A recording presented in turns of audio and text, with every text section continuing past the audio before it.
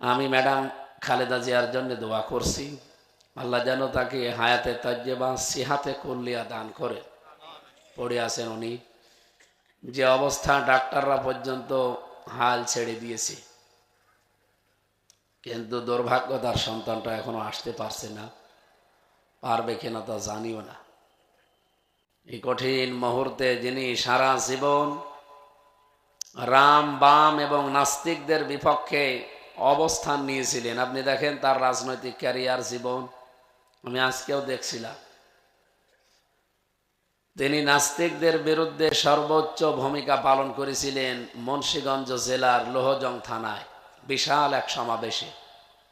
অথচ তার দলের পরিচয় দিয়ে এখন অনেকে নাস্তিক, রাম বাম, বাউল ফাউল তাদের দলের অবস্থান পর্যন্ত ঘোষণা করছে যে তাদেরকে আঘাত করা মানে আমাদেরকে আঘাত করা।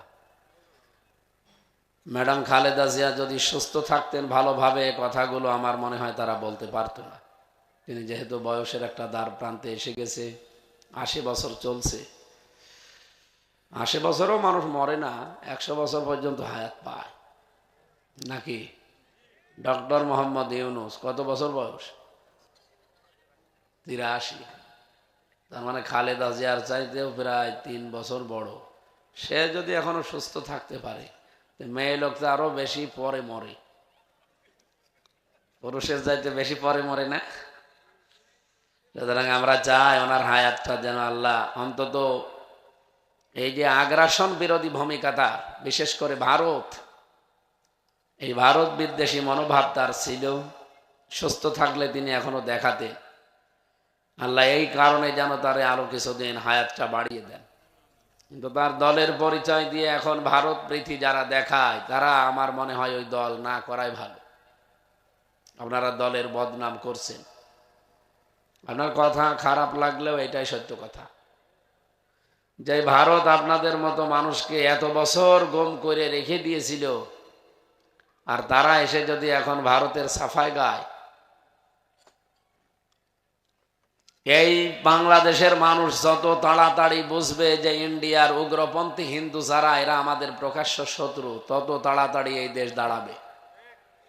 যত দেরি করবে তত পিছিয়ে যাবে। আমি ওপেন ঘোষণা দিচ্ছি, এটা রেকর্ড হচ্ছে, প্রশাসন আছে, সিআইডি আছে, গোয়েন্দা আছে, ভারত এই বাংলাদেশের প্রকাশ্য আজন্ম শত্রু। গোপনে তো করেছেই, প্রকাশ্য।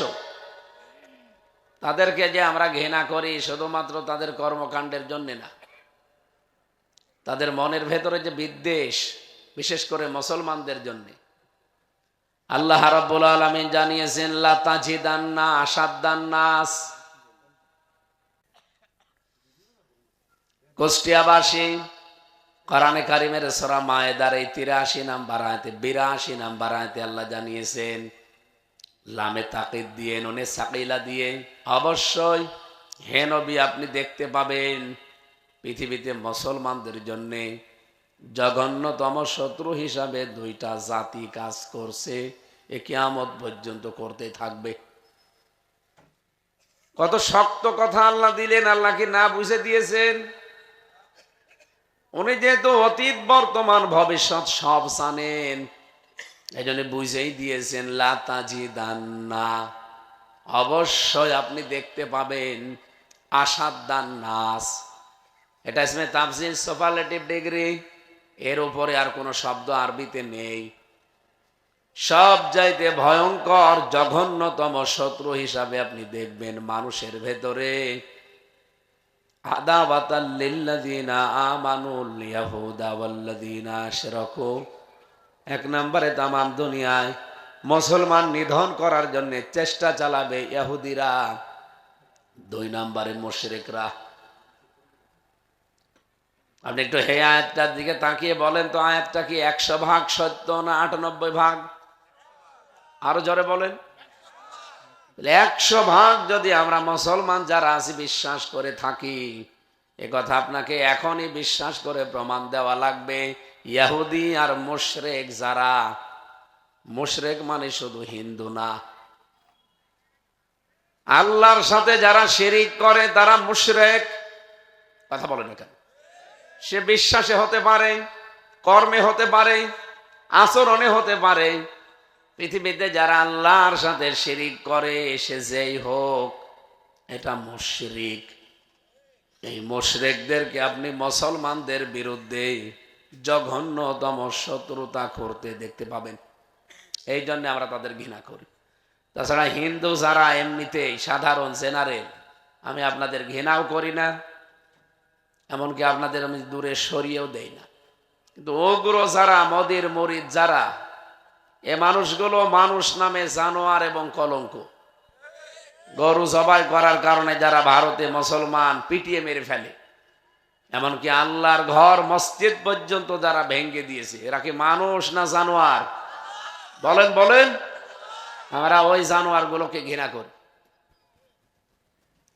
এর পরের আয়াতে আল্লাহ দিয়েছেন, হে নবী আপনি দেখতে পাবেন তুলনামূলক ভাবে খ্রিস্টান যারা, নাসারা যারা, তারাও আপনাদের শত্রু, কিন্তু তারা একটু কম। আজ তামাম পৃথিবীতে সবচাইতে বেশি মানুষ বাস করে খ্রিস্টান ধর্মে, প্রায় 250 কোটির উপরে। 710 কোটি মানুষ তামাম দুনিয়ায় এখন, মাত্র 175 কোটি আমরা মুসলিম, আর 535 কোটি সব কাফের। এই কাফেরদের ভেতরে জঘন্যতম ইহুদি, 2 নম্বরে মুশরিক, 3 নম্বরে দাঁড়িয়েছে খ্রিস্টানরা।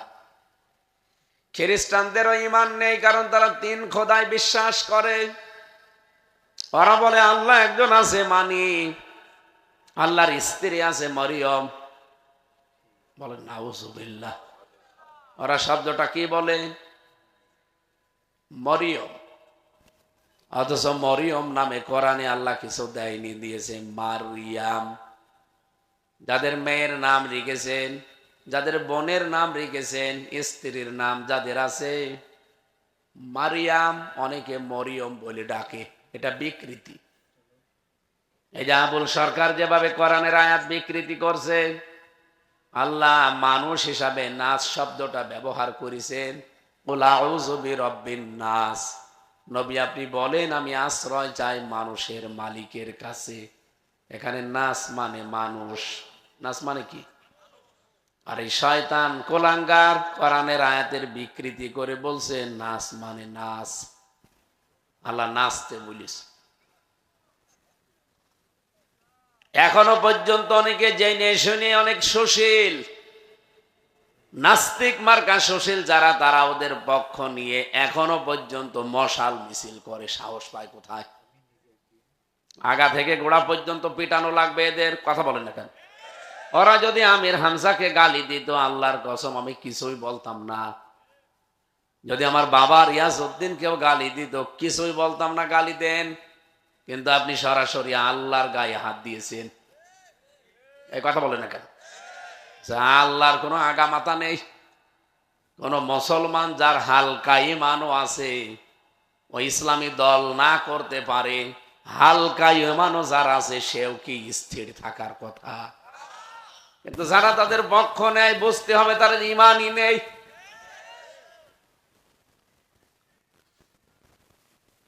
এই জন্য মুশরিক।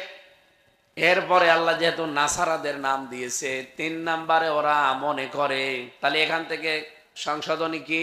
মরিয়ম বলে আর ডাকা যাবে না, তাহলে গুনাহ হবে। মারিয়াম বলা লাগবে। কি কথা বুঝতেছেন? কি বলা লাগবে? কারণ এই শব্দটা আল্লাহ কোরআনে দিয়েছেন, একটা সূরায় নাজিল করেছেন, সূরা মারিয়াম। আপনার 40টা নেকি হবে এই শব্দটা উচ্চারণ করলে।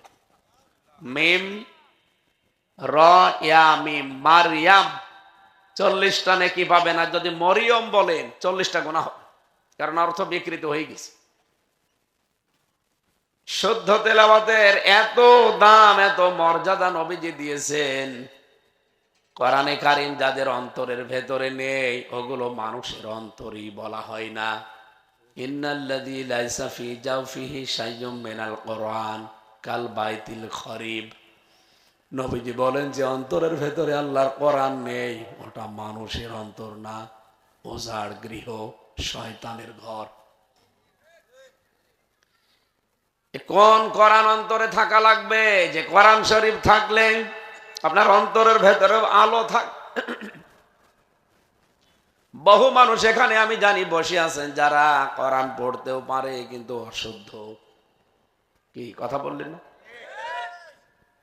যে মাঝে মাঝে কি যে তেলাওয়াত শুনি, বঙ্গবন্ধুর দোয়া করার আগে তেলাওয়াত করে, ও কি কোরআন শরীফ নাজিল করে না পড়ে তা আল্লাহ জানে। গোপালগঞ্জের এক মৌলবীর দোয়া শুনছিলাম, উনি আলেম না মৌলবী, বঙ্গবন্ধুকে জাহান্নামের একেবারে মাঝখানে পাঠিয়ে দিয়েছে। ওর আগে যে তেলাওয়াত গুলো করলো, সূরা ফাতিহা, সূরা ইখলাস, আমার মনে হচ্ছে ওর জীবনে ওইভাবে পড়লে নামাজ হয় না। ইযা জা নাসরুল্লাহি ওয়াল ফাত, এখানে নুন সাদ র নাসর আছে। নাসর মানে সাহায্য। আল্লাহ পাক বলেন যখন আল্লাহর সাহায্য আসবে তখন আপনি বিজয় দেখতে পাবেন।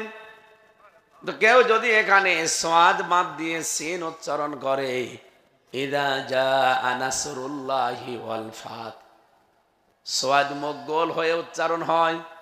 এটা যদি কেউ সিম্পলি উচ্চারণ করে নাসরুল্লাহ, নাসরুল্লাহ সাদ মুখ গোল না করে সিন দিয়ে উচ্চারণ করলে নুন সিন র, এই নাসর মানে ঈগল পাখি। বাংলা অর্থ কি দাঁড়িয়েছে দেখেছেন? যখন আসবে ঈগল পাখি তখন বিজয় পাবেন। একটা কথা হইল, খালি একটা অক্ষর পাল্টিয়েছেন আপনি, পুরা অর্থ চেঞ্জ হয়ে গেছে। কুষ্টিয়াবাসী, আমি যেটা এখান থেকে বলতে চাই, খ্রিস্টানরা যেহেতু মরিয়ম বলে ডাকে, এমনকি তারা আল্লাহর স্ত্রী বলে, তাকে বলেন নাউজুবিল্লাহ, এবং তারা হযরত ঈসা আলাইহিস সালামকে বলে এটা আল্লাহর সন্তান। এই জন্য খ্রিস্টানরাও কাফের।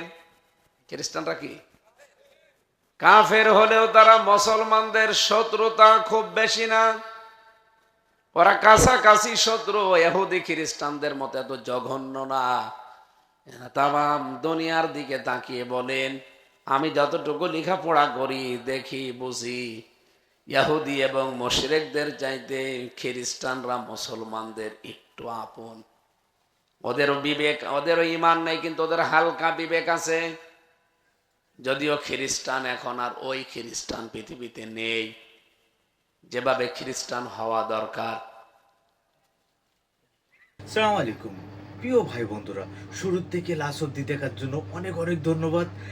ভিডিওগুলো আপনাদের কাছে আশা করি অনেক ভালো লাগে, আর এরকম সুন্দর সুন্দর ওয়াজের ভিডিও প্রতিনিয়ত আপনাদের কাছে পৌঁছে দেওয়ার জন্য আমাদের চ্যানেলটা সাবস্ক্রাইব করে আমাদের পাশে থাকবেন। ভিডিওগুলো শুরু থেকে লাস্ট অব্দি দেখার জন্য অনেক অনেক ধন্যবাদ। তা সবাই ভালো থাকেন, সুস্থ থাকেন। নেক্সট কোনো ভিডিও আবার আপনাদের সাথে অনেক মজাদার ভিডিওর সাথে আপনাদের আবার দেখা হবে। তা সুস্থ থাকুন, ভালো থাকুন। আসসালামু আলাইকুম, আল্লাহ হাফেজ।